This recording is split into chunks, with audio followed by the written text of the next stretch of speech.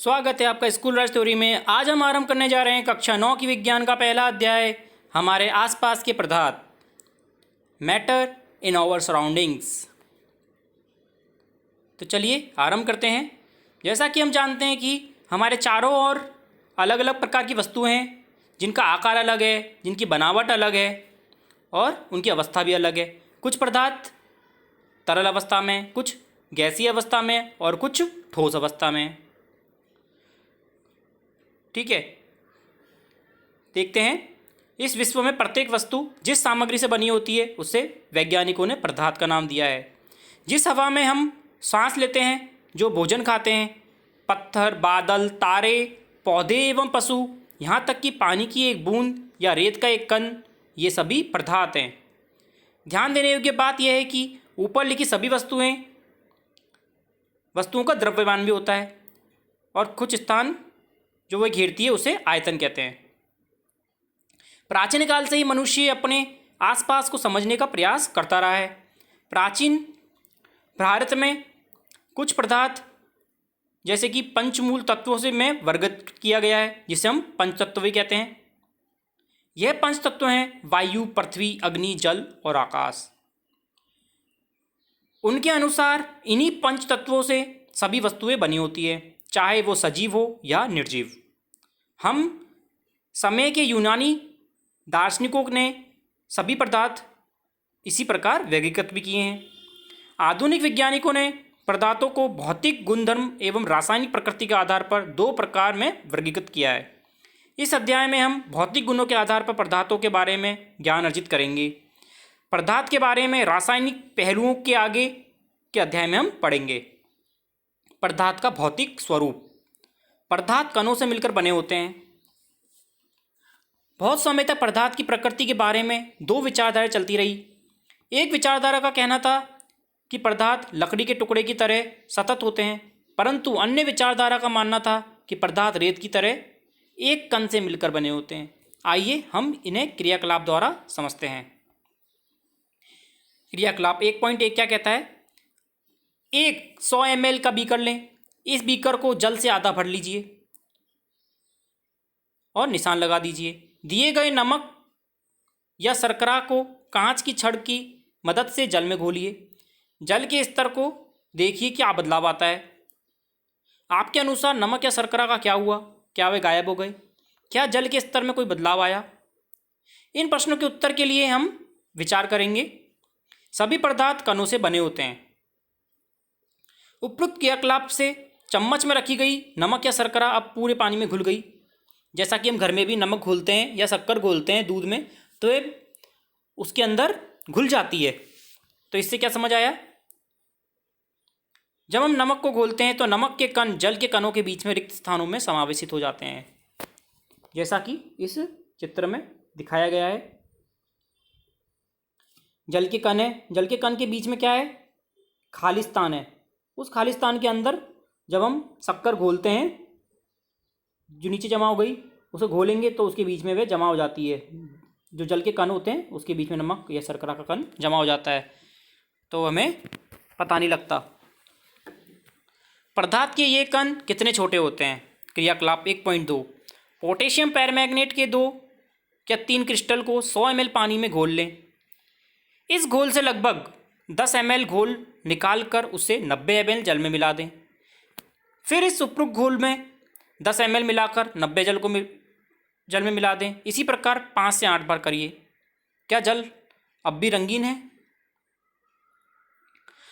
अनुमान लगाइए कि पदार्थ के कण कितने छोटे होते हैं। प्रत्येक बार तनुकृत करने पर घोल का रंग हल्का हो जाता है, फिर भी पानी रंगीन नजर आता है। ठीक है, यह प्रयोग दर्शाता है कि पोटेशियम परमैंगनेट के बहुत थोड़े से क्रिस्टल से पानी की बहुत अधिक मात्रा भी रंगीन हो सकती है। इससे यह हमें निष्कर्ष निकाला जा सकता है कि पोटेशियम परमैंगनेट केवल एक क्रिस्टल में कई सूक्ष्म कण होते हैं। यह कण छोटे कणों में विभाजित होते हैं। अंततः एक स्थिति में ये कण और भी छोटे भागों में विभाजित नहीं हो सकते। पोटेशियम परमैंगनेट की जगह 2 ml डिटॉल के भी हम क्रियाकलाप कर सकते हैं। लगातार तनुकृत होने पर उसकी महक हमें मिलती रहेगी। पदार्थ के कण छोटे होते हैं, इतने छोटे होते हैं कि हम कल्पना भी नहीं कर सकते। पदार्थ के कणों की अभिलक्षणिक गुण। पदार्थ के कणों के बीच रिश्तान होता है। क्रियाकलाप 1.1 व 1.2 में हम नमक, शर्करा और डेटॉल या पोटेशियम परमैंगनेट के कण समान रूप से पानी में वितरित हो गए थे। इसी प्रकार जब हम चाय, कॉफी, नींबू पानी बनाते हैं तो एक पदार्थ के कण दूसरे पदार्थ के कणों के रिक्तस्थानों पर समावेशित हो जाते हैं। यह दर्शाता है कि पदार्थ के कणों के बीच में पर्याप्त रिक्तस्थान होता है। पदार्थ के कण निरंतर गतिशील होते हैं। क्रियाकलाप 1.3। अपनी कक्षा में किसी एक कोने में बुझी हुई अगरबत्ती रख दीजिए। उसकी सुगंध लेने के लिए आपको इसके कितने समीप जाना पड़ता है? अब अगरबत्ती जला दीजिए। क्या होता है? क्या दूर तक इसकी सुगंध आपको मिलती रहेगी? इससे हम नोट करेंगे। क्रियाकलाप 1.4। जल से भरे 2 गिलास या 2 बीकर लें। पहले बीकर के एक सिरे पर सावधानी से 1 बूंद लाल या नीली स्याही का डाल दीजिए। दूसरे में शहद डाल दीजिए। इनको अपने घर में या कक्षा के एक कोने में रख दीजिए। अपने परीक्षण को नोट करें। स्याही की 1 बूंद डालने पर तुरंत बाद क्या होता है? शहद की बूंद डालने पर क्या होता है? स्याही का रंग पूरे जल में एक समान रूप से फैलने में कितने दिन या कितने घंटे लगते हैं? ठीक है। क्रियाकलाप 1.5। 1 गिलास गर्म पानी लें और दूसरा ठंडा पानी लें और गिलास में कॉपर सल्फेट या पोटेशियम परमैंगनेट ये क्रिस्टल डालें। एक और रख दें और हिलाएं नहीं। क्रिस्टल को सतह पर बैठने दें। गिलास में ठोस क्रिस्टल के रूप ठीक ऊपर क्या दिखाई देता है? समय बीतने पर क्या होता है? इससे ठोस या द्रव के कणों के बारे में क्या पता चलता है? क्या तापमान में मिश्रित करने पर इसकी दर बदलती है? ठीक है।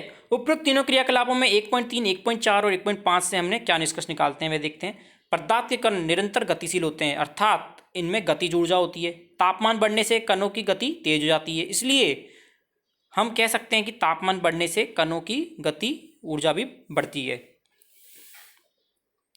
उपरोक्त तीनों क्रियाकलापों में हमने देखा कि पदार्थ के कण अपने आप एक दूसरे के साथ अंतर्मिश्रित हो रहे हैं। ऐसे कणों के रिक्त स्थानों में समावेश के कारण होता है। 2 विभिन्न पदार्थों के कणों को स्वतः मिलना ही विसरण कहलाता है।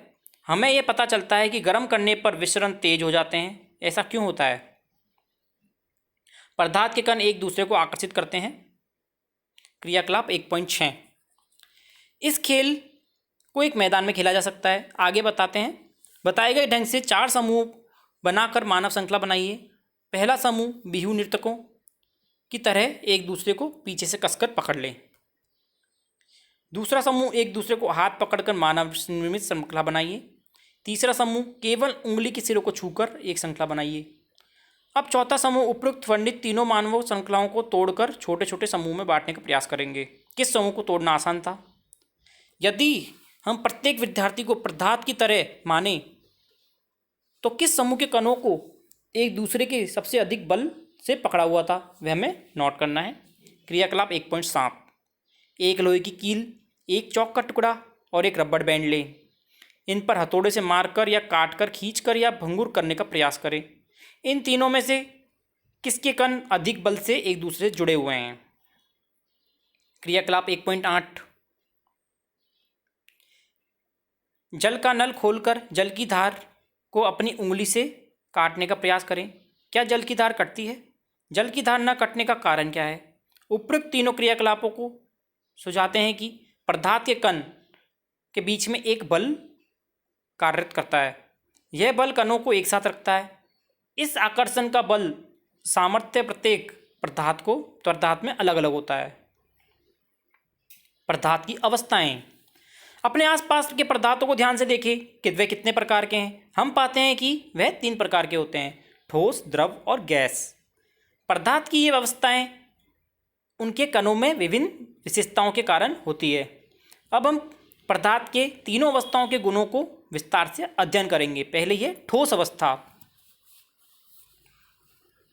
क्रियाकलाप 1.9। निम्नलिखित वस्तुओं को एकत्र करें। पेन, किताब, सुई और धागे का टुकड़ा। इन वस्तुओं को चारों ओर पेंसिल घुमाकर इनमें एक आकार की रेखा खींच लीजिए। क्या इन सभी के निश्चित आकार, स्पष्ट सीमाएं या स्थिर आयतन है? इन पर हथौड़ी मारने या खींचने या गिराने से क्या होता है? क्या इनका एक दूसरे से विसरण संभव है? बल लगाकर उनको संपादित करने का प्रयास कीजिए, क्या इसका संपीड़न होता है? उपरोक्त सभी उदाहरण ठोस के हैं। हम देख सकते हैं कि इन सभी का एक निश्चित आकार है, स्पष्ट सीमाएं हैं और स्थिर आयतन भी है, यानी नगण्य संपीड़ितता होती है। बाह्य बल लगाने पर ठोस अपने आकार को बनाए रखते हैं। बल लगाने पर ठोस टूट सकते हैं, लेकिन इनका आकार नहीं बदलता, इसलिए ये दृढ़ होते हैं। निम्नलिखित पर विचार कीजिए। रबड़ बैंड को क्या मानना चाहिए? ये खींच कर या इसका आकार बदला जा सकता है? क्या है ये ठोस है? विभिन्न आकारों के बर्तनों को खींचने पर चीनी और नमक उन्हीं बर्तनों के आकार में लेते हैं, क्या ये ठोस है? स्पंज क्या है? ये ठोस है, लेकिन फिर भी इसका संपीड़न संभव है, क्यों? ये सभी ठोस हैं क्योंकि भारी बल लगाए जाने पर रबड़ बैंड का आकार बदलता है, पर बल हटाने पर पुनः वह अपने आकार में आ जाता है। अत्यधिक बल लगाने पर वह टूट जाता है। चाहे हम शर्करा या नमक को अपने हाथों में ले या किसी प्लेट या जार में रखें, इनके क्रिस्टलों के आकार नहीं बदलते। स्पंज में बहुत से छिद्र होते हैं जिनमें वायु का समावेश होता है। जब हम इसे दबाते हैं तो वायु बाहर निकलती है। इससे क्या इसका संपीड़न संभव होता है। ठीक है। द्रव अवस्था क्रियाकलाप 1.10। आप ठोस अवस्था समझ गए होंगे।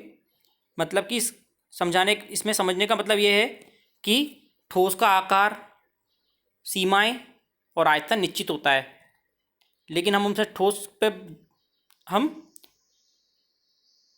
कुछ भी बल लगाते हैं तो वह अपने निश्चित आकार में दोबारा आ सकता है। जैसे कि रबड़ पे हम बल लगाएंगे तो वह दोबारा निश्चित आकार में आ जाता है। अधिक बल लगाने में भंगुर होते हैं तो टूट सकते हैं, लेकिन अपना आकार नहीं बदलते।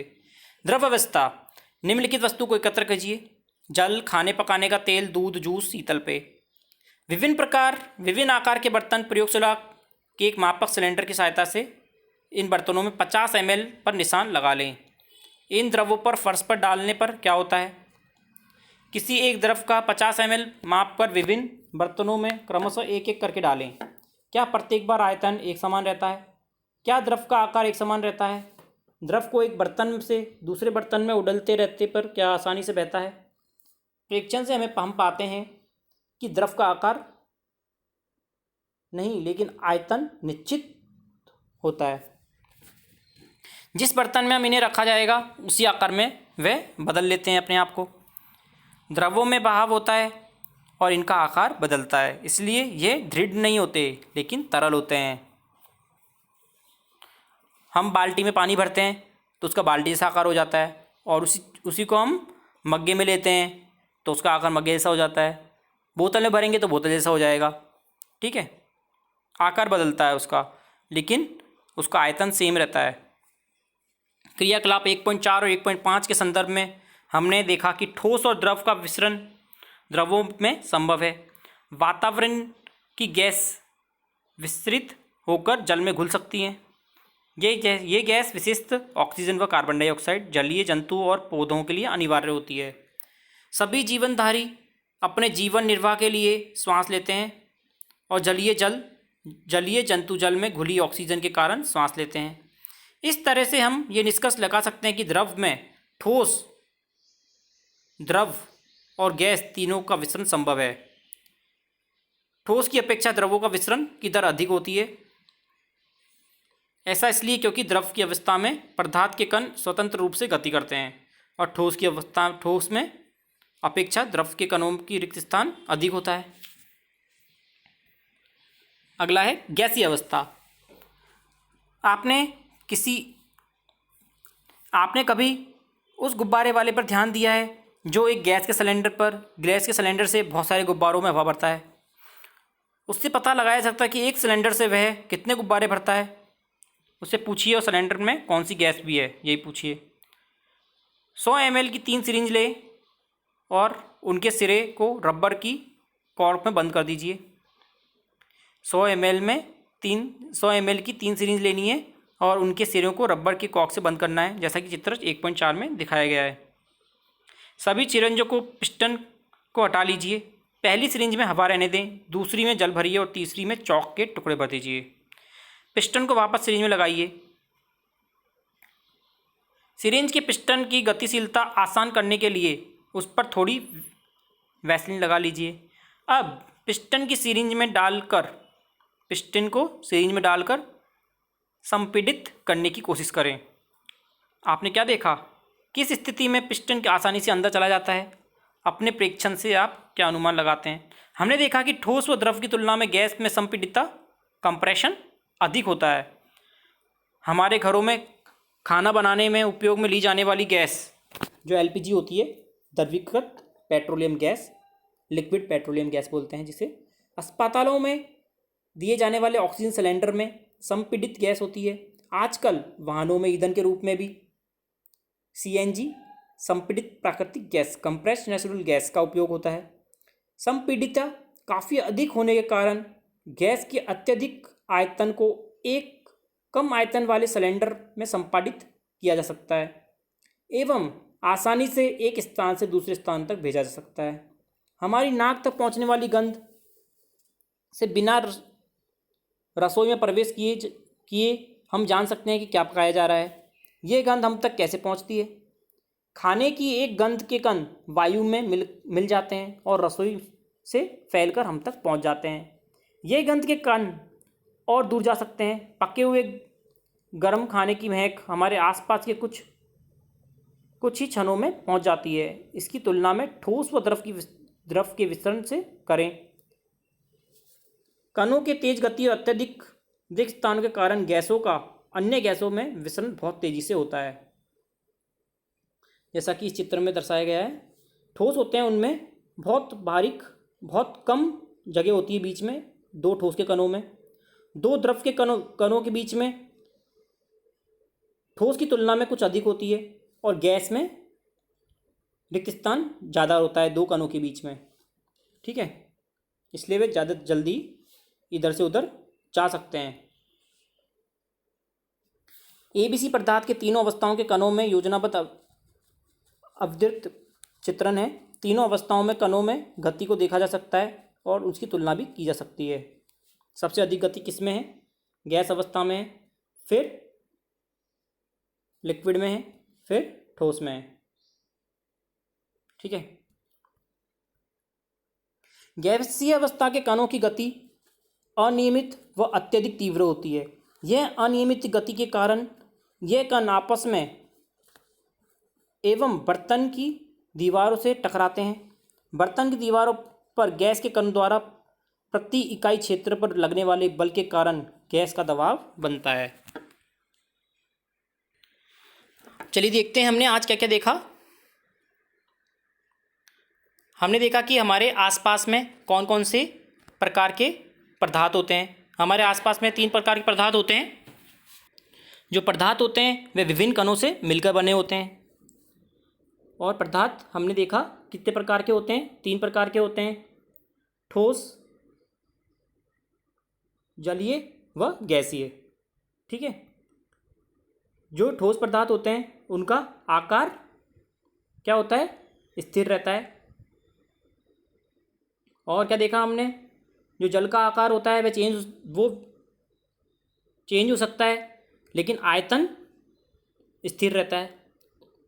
ठीक है, और देखा कि गैसीय अवस्था में उसके कण बहुत दूर दूर होते हैं, इसलिए आसानी से इधर उधर जा सकते हैं और ज़्यादा गतिशील होते हैं। ठोस के कण पास पास में होते हैं, इसलिए गतिशील नहीं होते। जल के कण अपेक्षाकृत ठोस से ज़्यादा क्रियाशील होते हैं, वह गतिशील होते हैं। और गैस के कण ज़्यादा गतिशील होते हैं। इसके आगे का हम अपने अगले पार्ट में देखेंगे। आशा करता हूँ आपको समझ में आया होगा। अगले पार्ट में हम आगे का पढ़ेंगे और उसे समझेंगे और आगे के क्वेश्चन आंसर भी करेंगे। अगर आपने चैनल को सब्सक्राइब नहीं किया है तो चैनल को सब्सक्राइब जरूर कीजिएगा। धन्यवाद।